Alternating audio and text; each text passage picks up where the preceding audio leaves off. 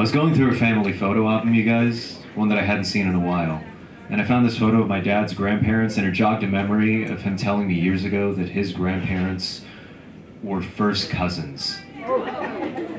Yeah. Anyone else hard? No, I'm kidding.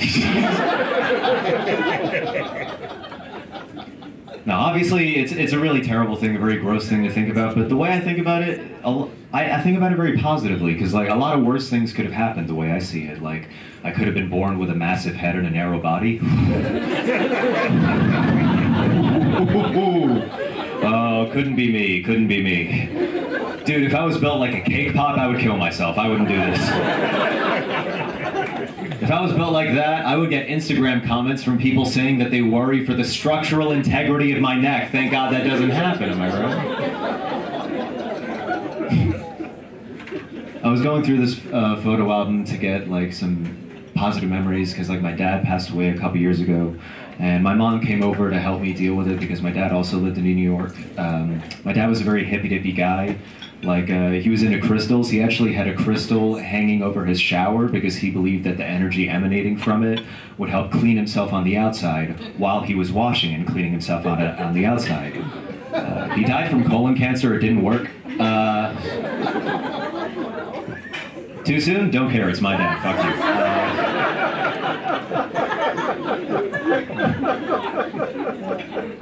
My mom was a really big help, though. I'll tell you a little bit about her. So my mom is half black, half white, and she also has a Muslim last name, which is just a very long way of letting you know that we did not get through airports easily when I was a kid. Very quick show of hands, I'd love to know, is anyone else's first memory getting interrogated by airport security because they thought you were your mom's hostage? Anyone else?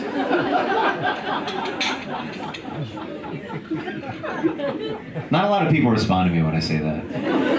A lot of people feel bad for me. I don't want you guys to feel bad for me. Like me personally, I feel so much worse for the TSA agents that interrogated me. So much worse. Because do you realize how hard it is to question a 3-year-old? They will be like, son, have you had any correspondence with wanted nationals from the country of Iran? And I would be like, bro, I am this many. What's Iran? But yeah, my mom came over to help deal with my dad's stuff. There was a day where we weren't doing anything, we were just hanging out. We were watching Finding Your Roots on PBS, which if you're not familiar, great show, I recommend it. We were watching Pharrell, the rapper, learn about his slave ancestors. And as we were learning about that on the TV, my mom turns to me and she was like, you know your great-great-grandfather owned like 500 slaves. I was like, Jesus Christ.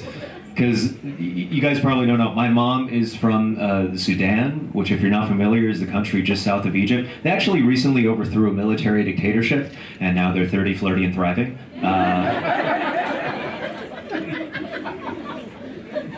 So when I say that my mom is from the Sudan and being black, I mean that my great-great-grandfather was a black dude in Africa enslaving other Africans.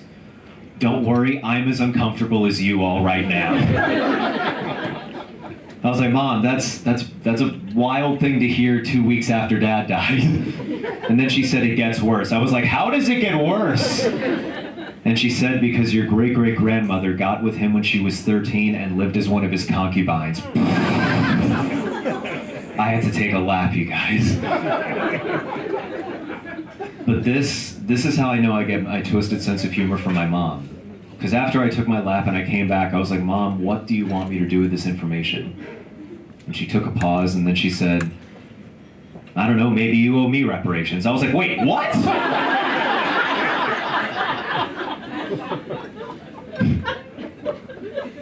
My mom really likes that I do stand-up. I kind of wish that she doesn't because, like, I wish she didn't because she's always wanting to come see. Like, anytime she comes to visit me, she's like, hey, why don't I come with you to an open mic or a show? I'm like, hey, please don't.